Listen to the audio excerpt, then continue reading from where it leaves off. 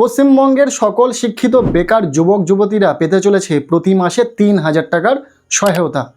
যুবশক্তি ভরসা কার্ড বা যুবশক্তি প্রকল্পের মাধ্যমে এই টাকা সরকার প্রদান করবে। এই টাকা ততদিন পর্যন্ত দেওয়া হবে যতদিন না পর্যন্ত তাদের কোনো কর্মসংস্থান হচ্ছে, এমনই ঘোষণা করেছেন নতুন সরকার।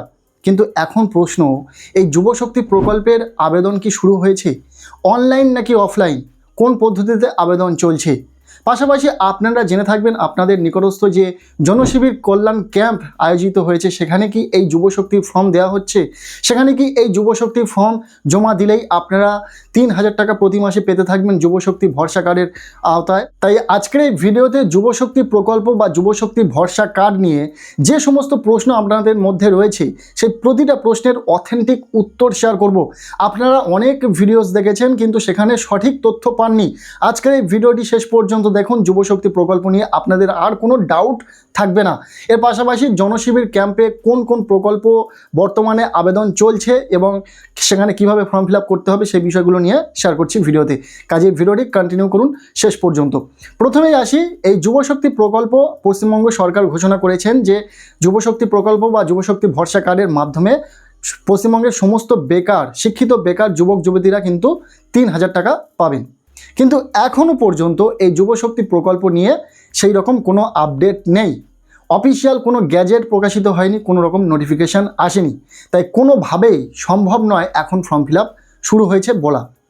তার কারণ ফর্ম ফিল আপ শুরু হলে একটা অফিসিয়ালি ঘোষণা হয়ে যায়, নোটিফিকেশান আসে।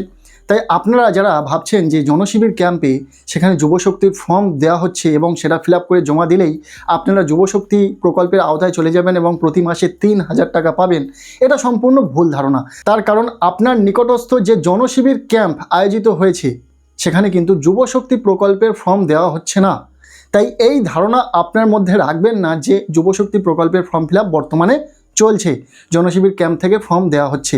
যদি এমন কেউ তথ্য আপনাকে দিয়ে থাকে তাহলে অবশ্যই তার প্রমাণ চাইবেন।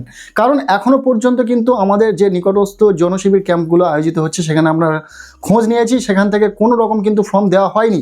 পাশাপাশি অফিসিয়াল কোনো গ্যাজেট কোনো নোটিফিকেশান কিন্তু প্রকাশিত হয়নি এই যুবশক্তি প্রকল্প বা যুবশক্তি ভরসা কার্ডে অ্যাপ্লাই প্রসেস নিয়ে। তাই এটাই মূল কথা যে জনশিবির ক্যাম্প থেকে কোনো রকম যুবশক্তি প্রকল্পের ফর্ম দেওয়া হচ্ছে না। আপনারা এই ভুল ধারণা নিয়ে থাকবেন না। বিষয়টা ক্লিয়ার হলো? এবার অনেকে প্রশ্ন থাকতে পারে, তাহলে কি অনলাইন শুরু হয়েছে? না, অনলাইনও কোনো রকমভাবে এখনও শুরু হয়নি। অনলাইন পোর্টাল যে যুবসাথী পোর্টাল রয়েছে সেই পোর্টালটাকে আপডেট করা হয়েছে, তবে সঠিকভাবে আপডেট হয়নি এখনও পর্যন্ত।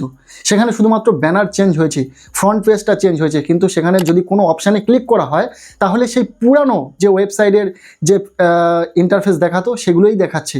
কোনো রকম চেঞ্জেস কিন্তু সেইভাবে আনা হয়নি সেই পোর্টালে।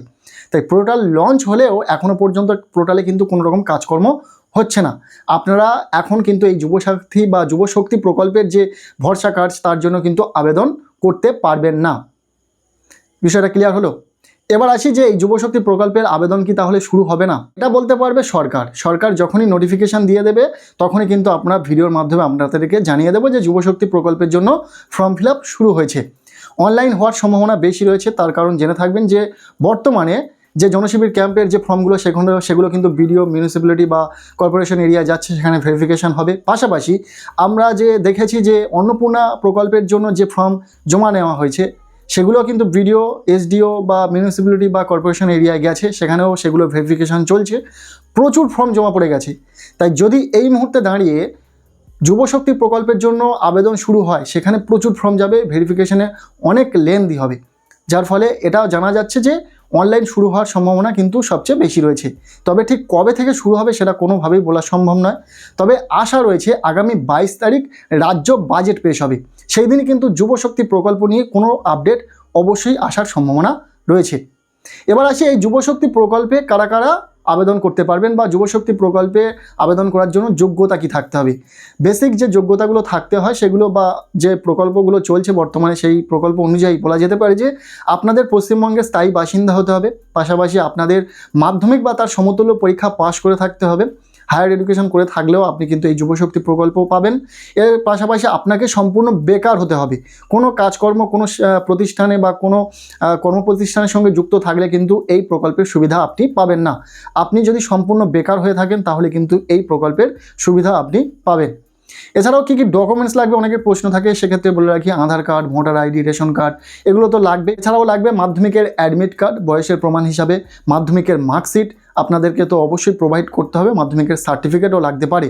এছাড়া আপনি হায়ার এডুকেশন করে থাকলে তার সার্টিফিকেট আপনি দেবেন।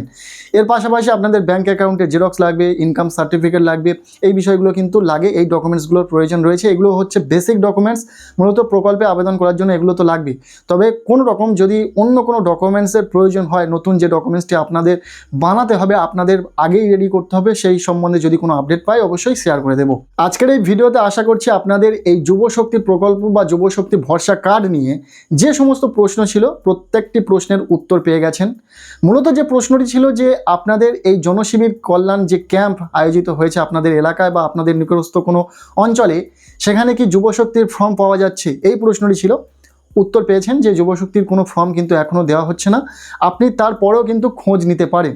যুবশক্তি প্রকল্পের কোনো ফর্ম কিন্তু দেওয়া হচ্ছে না, সেটা অনলাইন হোক বা অফলাইন, কোনো জায়গায় কিন্তু এখনও পর্যন্ত আবেদন শুরু হয়নি।